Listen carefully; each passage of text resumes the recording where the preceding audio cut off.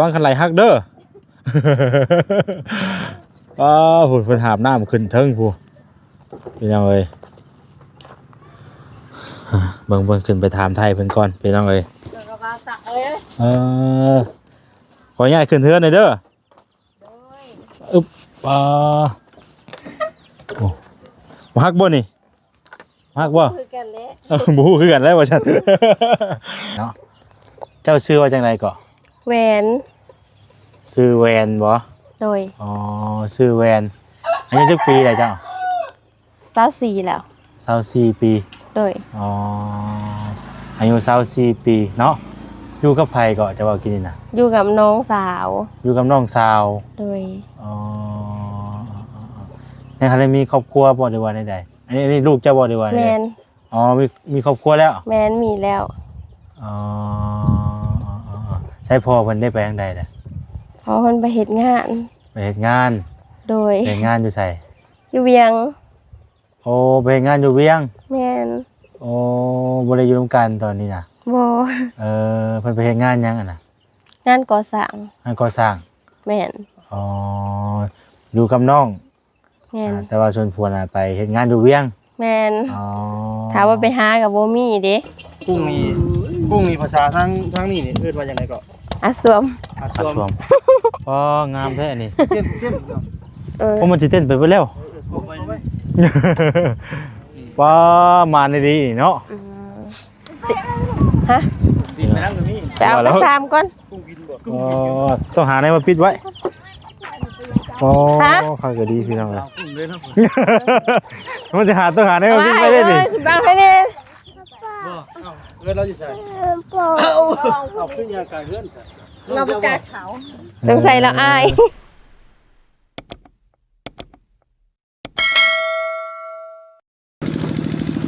พี่น้องเลยเนาะตอนนี้ก็กำลังสิเดินทางออกแต่บ้านป้ากล้วยพี่น้องเลยเนาะกับทักทายสบายดีเด้อเนาะสบายดีพ่อแม่พี่น้องเบิดสุขสู่คนพี่น้องไอ้พ่อกับซ่องบอแสนอีกแล้วเนาะเนาะพอดีกำลังสิเดินทางกลับพี่น้องเลยเนาะพอดีเห็น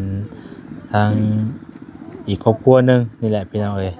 เพิ่นอยู่ริมถนนเลยนี่เนาะสิถามไทยเป็นลองเบิ่งก่อนพี่น้องเอ้ยครอบครัวเป็นจังใดเพิ่นก็คือจังว่าหลังน้อยๆนึงเนาะมุงหลังหญ้าพุ่นน่ะ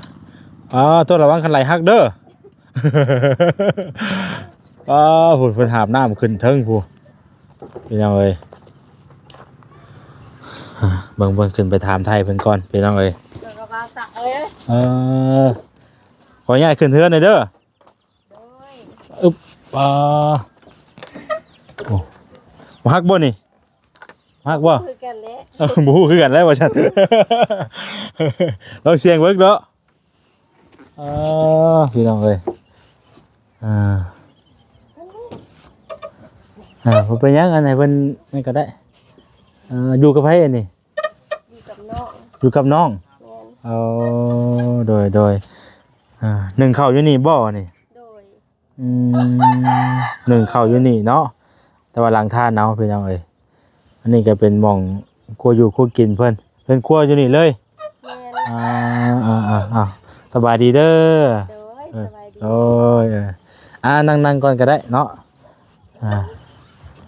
ไผลูกชายบ่น่ะอย่าเพิ่นเราพี่น้องเอ้ยใช้บ่ฮักบ่นี่ฮะคุณค้ำไปแล้วพี่น้องให้ยังเอานะย่านเบาบ่ย่านก็ได้ใส่ไม้ให้แน่นี่นี่ใส่เข้าเสื้อเด้ออึ๊บตัวพี่น้องเอ้ยมองอยู่มองเศร้าเพิ่นก็อยู่มองใกล้ริมถนนหนทางบ่ดีเลยเนาะโดยตัวเอาสิขออนุญาตถามไทยเพิ่นก่อนพี่น้องเอ้ยไกลไปไกลมาอยู่แต่ละมื้อก็ได้เนาะแต่ว่าก็แน่มึงอยู่แต่ว่าก็บ่ได้เคยถามเพิ่นจักเทื่อก็อยู่บ้านเดียวกันกับมันสาวนวลเนาะโดยอยู่บ้านนั้นตอนนี้บ้านปะกล้วยพี่น้องเอ้ยเนาะเจ้าชื่อว่าจังไดก็แหวนชื่อแวนบ่โดยชื่อแวนอายุจักปีได้เจ้า24แล้ว24ปี โดย อ๋ออายุ24ปีเนาะอยู่กับไผก็จะเว้ากินนี่น่ะ อยู่กับน้องสาว อยู่กับน้องสาว โดย อ๋อยังทันได้มีครอบครัวบ่ได้ว่าใดๆอันนี้ลูกเจ้าบ่ได้ว่า แม ใด น ๆอ๋อมีครอบครัวแล้ว แมนมีแล้ว อ๋อใช่พ่อเพิ่นได้ไปทางใดล่ะ พอเพิ่นไปเฮ็ดงาน ไปเฮ็ดงาน โดย ไปเฮ็ดงานอยู่ไส อยู่เวียง โอ้ไปเฮ็ดงานอยู่เวียง แมน โอ้บ่ได้อยู่ร่วมกันตอนนี้น่ะ บ่ เพิ่นไปเฮ็ดงานหยังอ่ะน่ะ งานก่อสร้าง งานก่อสร้าง แมน อ๋ออยู่กับน้อง แมน แต่ว่าส่วนผัวน่ะไปเฮ็ดงานอยู่เวียง แมน อ๋อ ถามว่าไปหากับบ่มีเด้พอค่อยก็บ่ได้หาหยังเอาแต่ลูก มาแล้วก็ผู้หนึงไปผู้หนึงอยู่บ้านเนาะ แมน ให้คือว่าไปนํกันกะค่าลูกเนาะ แมน มีผู้ใดเบิ่งลูกเนาะแบบทางงานพ่อแม่เจ้าได้จ้ะ พ่อแม่บ่ โดย พ่อแม่ก็ลำบากขัดเคินเนี่ยหั่นล่ะ เคินคือกันบ่ แม่นพอบ่มีพอเสียแล้ว อ๋อพอเสีย มีแต่ แล้ว แม่ แม่เพิ่นอยู่ไสจ้ะ อยู่ในบ้าน ในบ้าน แม่น แม่คือเฮามีครอบครัวแล้วแยกมาเด้อเป็นครอบครัวใช่บ่ออกมาเป็นครอบครัวต่างเฮาต่างหากบ่ อ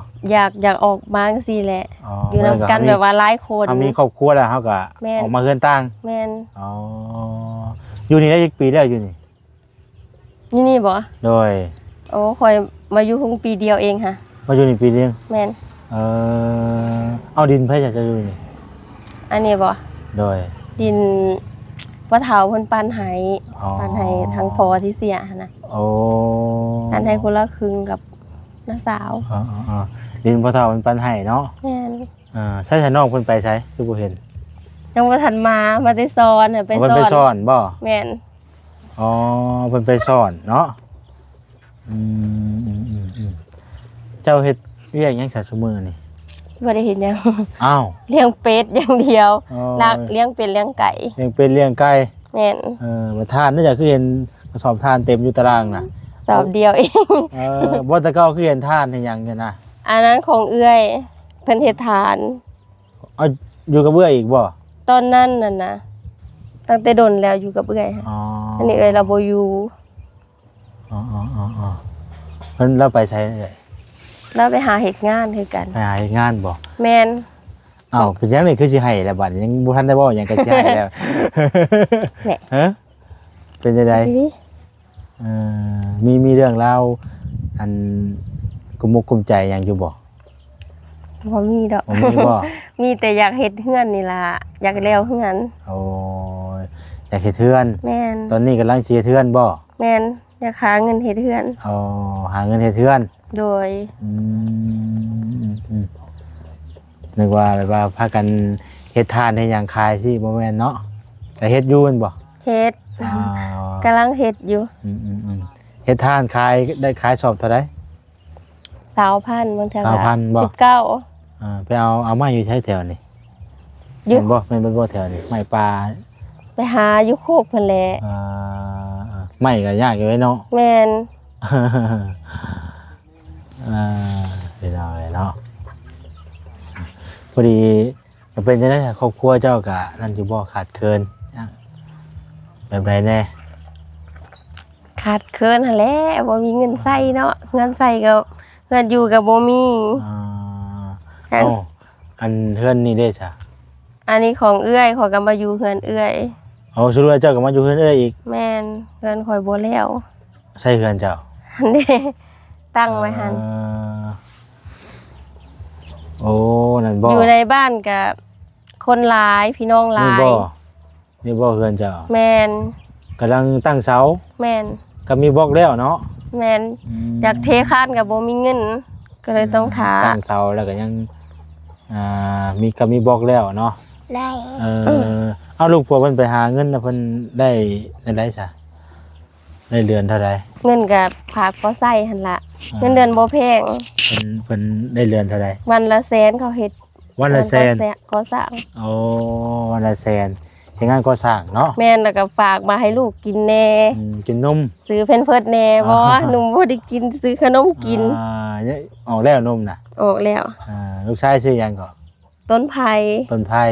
โดย ได้จักปีแล้วครับ 2 ปีปลายแหละ เพิ่นอยากย่านเนาะ น้ำตาเกิมเลยมันต้องย่านเบาดอกเอามาถามไทยเบิ้งพี่น้องเนาะเดี๋ยวพอดีอันเฮากะกายไปกายมาแต่ละมื้อก็เลยว่ามาเห็นครอบครัวเพิ่นก็เลยแวะมาถามไทยเบิ้งพี่น้องนะว่าเป็นจังใดพากันใช้ชีวิตอยู่แบบใดหาอยู่หากินแนวใดสินะพากันเฮ็ดทานเนาะ แม่ ทาน น ก็เฮ็ดแมันบ่ แม่นหากะเฮ็ด เฮ็ดเตาอยู่ไส หลังบ้าน หลังบ้านบ่หาอยู่หากินไปเนาะทางส่วนหลายคือบ่ค่อยเห็นบ่คือบ่เห็นอยู่เฮือนพากันไปใช้แต่ในมื้อ ก็อยู่เฮือนนี่เราบ่ได้ไปไสบางเทื่อก็อยู่ในบ้าน ไปหาอยู่หา ไป กิน หาแม่ หาอยู่หากินไปนั่นแหละเนาะ แม่นอยู่พี่บ่มีไผหาให้เด้ข่อยก็สิพาลูกไปก็เมื่อยเอาติอุ้มหลาย นอนจะคนก่อเฮือนนี่อยู่เฮือนนี่ 2 ซองบ่ แม่นกับน้องสาว อ๋อ กับลูกชายผู้หนึงนี่ล่ะ แล้วก็อยู่มาอยู่เฮือนเอื้อยเนาะบัดเอื้อยเพิ่นก็อยู่นี่บ่เพิ่นก็อยู่บ่เอื้อย อยู่ อ๋อเอ้ยเพิ่นก็อยู่เนาะมาเด้ใจ ใช่มาแล้วบ่ มาแล้วบ่ เลยปีมาแล้วบ่ฮะ ยัง เพิ่นไปสอนหยังอ่ะนะ เขาไปสอนกุ้ง อยู่หนองบ่ แม่นอยู่เข็มสะหันเด้อยู่หันเด้ อ๋ออยู่หม่องเข้มซ่าทางอยู่แถมทางน่ะบ่ แม่น เป็นอยู่กับน้องพี่น้องเลยเนาะ กินไป ใครยังกินแรงอ่ะมื้อนี้ บ่มีหยังกิน มียังกิน บอกดู น้ำกินเอาอยู่ใช้ฉันนี่ ไปต่างอันน้ำสร้าง น้ำสร้างบ่ แม่น เอาไผจะเข้ามีไผในเข้าโรงเรียนนี่คือมีถุงโรงเรียนนำ มีแด้เพิ่นจะเข้า เพิ่นนี่บ่ลูกชายนี่บ่ แม่น ฮะ เข้าเฮียน เข้าโรงเรียนบ่ครับเข้าโรงเรียนอยู่ไส อยู่ไสเข้าเฮียนอยู่ไส ให้โรงเรียน ในบ้าน ไปส่งโรงเรียนให้หน้าตะกร้าเจ้าได้จะอยู่ไสมีอยู่บ่มีอยู่บ่ นาข่อยเองบ่มี มีบ่ มีแต่น้ำมูนนั่นล่ะน้อยเดียว กินน้ำกันเบิ เบิ ด ดเข้าได้จ้ะเฮ็ดหน้ามูลแต่ว่าก็แบ่งกันสิบ่ กินน้ำกันหั่นล่ะ หมายว่าเฮาเฮ็ดหมดแต่ว่าบ่ได้แบ่งนะเขาเฮาเพิ่นก็ไปเอาเพิ่นสิบ่ แม่น อ๋อ บ่ได้แบ่ง กลุ่มอยู่บ่แต่ละปี บ่ พี่น้องหลาย น้องหลายคน แม่น เดี๋ยวได้บ่พอก็บ่พอเนาะ แม่น อ่า ก็จังซี่ล่ะก็ออกมาอยู่นี่แน่อยู่ในบ้านแน่ ถ้ากันหาอยู่หากินไปแต่ละมื้อเนาะ แม่น ไป กะเกสั่งโทรศัพท์บ่มีแบ หา ต เขียดไปได้ยามนี่เนาะ โดย นี่แหละเฮือนเพิ่นกับพี่น้องเอ้ยอยู่นี้เนาะ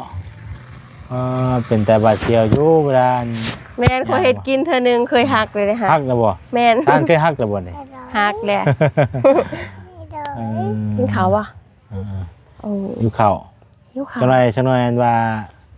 ไผก็เอิ้นว่าจังไดว่าสิเอิ้นว่าจังไดก็ ต้นไผ่ อันต้นไผเพิ่นสิเอิ้นไผผู้เดียวไป น้าสาว น้าสาวบ่น้าสาวได้เนาะ เดี๋ยวน้าสาวมา น้าสาวกำลังไปหากินโยน่ะเนาะพี่น้องเอ้ยมาถามไทยครอบครัวเพิ่นเบิ่งเนาะแล้วก็มีแต่จังซั่นแหละพี่น้องขาดเคินเรื่องอย่างเงี้ยถึงเรื่องน้ำชาตินี่ก็เขาน้ำจำปาก็บ่ได้นั่นบ่ได้ขาดเคินบ่ ขาดเคินในหั่นแหละแป๊บนึงลูกโทรศัพท์มีสายแบตไว้ทุนโทรศัพท์ไอปีเพิ่นน่ะไอปีบ่มีแบต ไฟฟ้าบ่ได้มีบ่ บ่มี บ่ได้มีประตูบ่จ้ะอยู่นี่ นี่ได้ประตูพังๆ ปิดไว้จัง เพ ซี่ ไว้เลยเนาะ เทไปแล้ว พี่น้องเอ้ย อยู่ดีๆเบิ่งเดี๋ยวเอื้อน เลี้ยง มา เป็ดเลี้ยงไก่เนาะอยู่ในตารางกะ แม่น สวนผักก็มีบ่อยู่พุ่นบ่ มี เอาซะพี่น้องแม่นบ่เพิ่นมาแล้วบ่ไปใส่กับบ่มีหยังมื้อนี้ก็ทางเฮาก็มาถามไทยเบิ่งพี่น้องเนาะ โดย ถามไทยครอบครัวเพิ่นว่าเป็นจังใดเพราะว่าเฮาก็พอกำลังออกแต่บ้านสาวนวลนี่แหละเนาะก็อยู่บ้านเดียวกันแหละไกลไปไกลมาก็เลยไปมาถามไทยเพิ่นเบิ่งว่าอยู่ไปกันอยู่กันหาอยู่หากินแบบใด อันนี้มาแล้วฝนเสียงเข้ามาแล้วเสียงไอ้ เพิ่น ปี ไปสอนเนาะ แ แม่น มานอยู่บ่เนาะ จากแล้วเข้าไป4คนพุ่นนะ ไป4คนบ่ จังได๋ก็แบ่งกันสิได้หลายส่ำใดดิไปใส่ตุ๊กลูก อามมาเอาอยู่นี่ ยังใครอ่ะ ฮะ ให้ซัง มาซื้อนมแบะ ถูกจ่าเด้อ ปัญญาไว้ปัญญา โอ้เก่งนายขับใจเหรอดู มาซื้อนมเด้อ ขับใจเด้อ มาซื้อนมพี่น้องเอ้ย ไปให้ น้ำตาย่อยยังเฮ้ย ไปให้อายมาดู อ่า ลุง อ่าไป รถ ไปจ้ะเดี๋ยวเฮาพากันรอเบิ่งอันนี้ก่อนเบิ่งน้ำเพื่อนน้ำชาติมันก่อนมาเป็นจังไดพี่น้อง โดย เนาะนี่แหละครอบครัวเฮือนชาติมันพากันอยู่จังซี่แหละเนาะอยู่กับน้องเนาะยังอยากเห็นน้องเพิ่นอยู่วันนี้เพิ่น โดย เป็นจังไดพี่น้องเอ้ยไปเดี๋ยวอันเฮาลงไปกะล่างก่อนก็ได้เนาะ ไป นี่แหละเดี๋ยวบ่แซนสิลงรอเบิ่งกะล่างก่อน ไปลงไป ติ๊กตุ๊กให้เกือบได้บอกลอยเด้อ ลงได้บ่ ได้ บ่ยันแต่นั่นได้บ่แซนก็ได้หูกระต่ายหิ่งเพิ่นนี่เนาะตายยังชานี่ สิ ยัง เด้ ชานี่มันยังนี่ ใส่เกือบแล้ว โอ้ยันตกเด้อข่อย เกือบ ข่อยยันคันใดฮักเด้ เอาขึ้นน้ำคู่มือกันระวังอยู่ โอ้ว้าเสียงแห้งอยู่คันใดก็ บ่ ได้ เป็นเหตุมีแต่ผู้หญิง เอ้าทางนี้ก็มีเสาอีกนี่ เด้มาแล้วพุ่น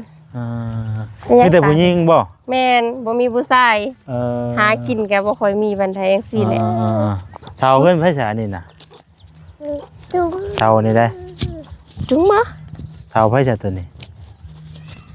เสาเอื้อยบ่ แม่น เสาผู้นี้บ่ แม่น คุณบ่เฮือนเจ้าน่ะ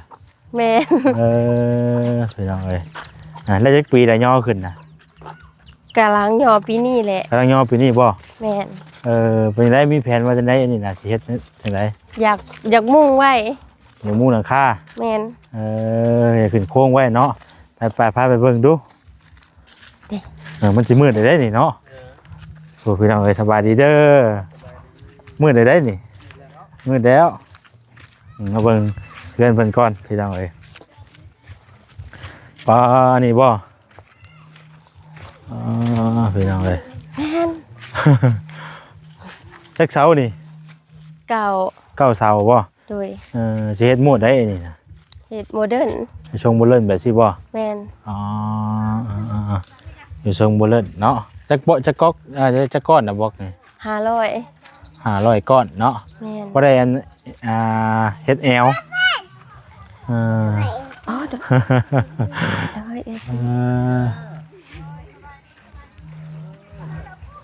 ไปเลยไปแจ็คบ่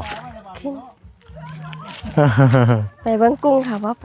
ไปเบิ่งอยู่หาเพิ่นบ่ได้อยู่บ่ อู้ มานอยู่บ่เนาะไปเลยบ่ ไปเบิ่งไป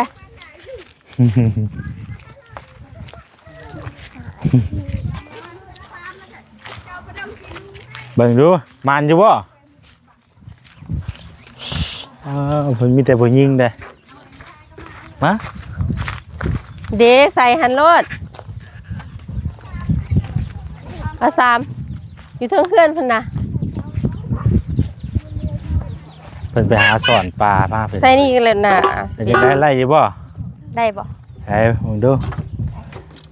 อ้าว โอ้ มันยังหายกล้องบ่นี่ กุ้งได้มาหลาย โอ้ยบ่แน่มาเลยนี่เนาะ ใช่ นี่ ใช่เบิ่งอ่ะ ปอด โอ้ แม่น ได้กระปู ได้เสย ฮะ กุ้งนี่ภาษาทางนี่เอิ้นว่าจังไดก็ อ่ะสวม อา อาสวมงามแท้นี่ เต้น โอ้มันสิเต้นไปเบิดแล้วว้ามาในดีนี่เนาะ ฮะ บินไปนั่งตรงนี้ ไปเอากระซามก่อน กุ้งบินบ่ ต้องหาไหนมาปิดไว้โอ้ ฮะ ข้าก็ดีพี่น้องเลย เอากุ้งเลยนะ มันจะต้องหาไหนมาปิดไว้ได้ดิ ขึ้นบ้างให้นี่ บ่เอิ้นเราสิใส่เอาขึ้นยากาเฮือนเราบ่กล้าเขา ต้องใส่แล้วอาย โอ้ยอายจังไดเนาะมาเอาคือไก่เฮือนเลยจ้ะ ไก่กันเลยดิ หาแนวปิดไว้เด้อมันสิไปบ่ได้ดิเอาพากันให้เพิ่นเฮ็ดอันนั้นอยู่ในกินแรงก่อนพี่น้องเอ้ยเนาะบ่รบกวนเพิ่นแล้วโอ้เพิ่นพบน้องก็มีเพิ่นนายกล้องพี่น้องเอ้ยเอ้ยไปเลยเหรอ ถือว่ามีหลายอยู่ได้กุ้งเนาะมาเลย อันนี้ ไปจ้ะมีแต่ว่าทั้งบ่าวก็สิพากันเมื่อก่อนบัดนี้กลับก่อนเด้อ โดย บ่รบกวนเพิ่นหลายพี่น้องให้เพิ่นพากันโอ้บ่ต้องอายหรอกเนาะ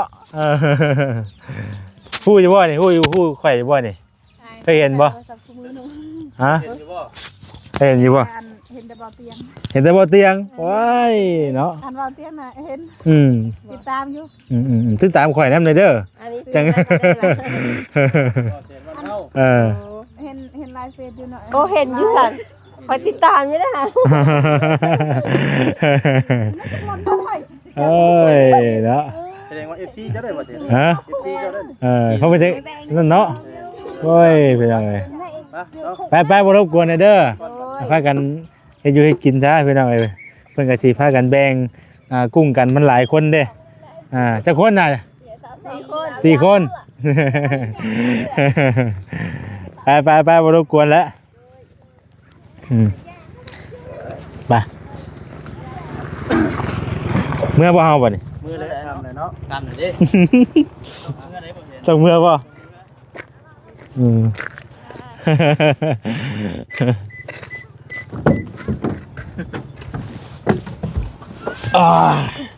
ไปพี่น้องเดินทางกลับก่อนทำแล้วบาดนี้เนาะแม่นทำแล้วเอาพี่น้องผิดพลาดประการใดขอโทษขออภัยหลายๆเด้อพี่น้องเด้อเนาะก็เฮาก็ถามเมื่อก็เลยมาแวะถามไทยเพิ่นเบิ่งเนาะเพราะว่าเพิ่นทางเมื่อเลยก็เลยมาถามเพิ่นต้องเบิ่งเพิ่นพากันอยู่กับเซาหลายครอบครัวเพิ่นก็มีแต่ผู้หญิงเนาะบ่มีผู้ชายเพิ่นก็ไปหาเฮ็ดเวียกเฮ็ดงานพี่น้องเอ้ยไปอำลาไปก่อนอยู่ดีมีแห้งบ่จุกุสุคนสบายดีเด้อ สบายดี